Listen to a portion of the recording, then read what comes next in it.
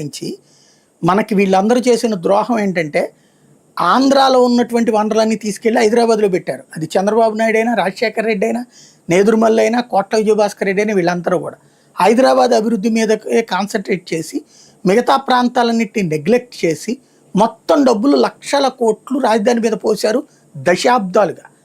అలా పోయడం వలన అది ఒక పెద్ద మహానగరంగా ఉంది బెంగళూరు, చెన్నై, హైదరాబాద్ అన్నటువంటి. ఇప్పుడు ఏమైంది, దాన్ని చూసే చూపుతో, అంటే మొగుడిని చూసిన కంటితో, అదే రాజుని చూసిన కంటితో మొగుడిని చూస్తే మొట్టబుద్ధేసుద్ది అంటారు కదా. మన రాష్ట్రాన్ని చూస్తున్నప్పుడు ఎంతసేపటికి అయ్యే గుర్తుకొస్తాయి కానీ మన ఎదురుగుండా ఉన్నాయి మనకు గుర్తుకు రావు. దీనివల్ల ఏమైపోతుందంటే ఒక అసంతృప్తి ఉంటుంది. ఈ అసంతృప్తికి నువ్వు 10 రూపాయలు ఇస్తే పరిష్కారం కాదు, 100 ఇస్తే పరిష్కారం కాదు, 1000 ఇస్తే పరిష్కారం కాదు. అందుకని ఈ అసంతృప్తిని చల్లార్చడం కాకుండా అసంతృప్తిని దారి మళ్ళిస్తున్నారు.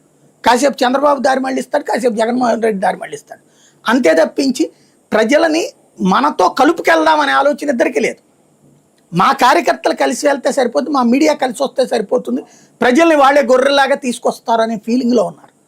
ప్రజలలో అసంతృప్తి చల్లారాలంటే ఈ నాయకులు బాధ్యతాయుతమైనటువంటి మాటలు మాట్లాడాలి.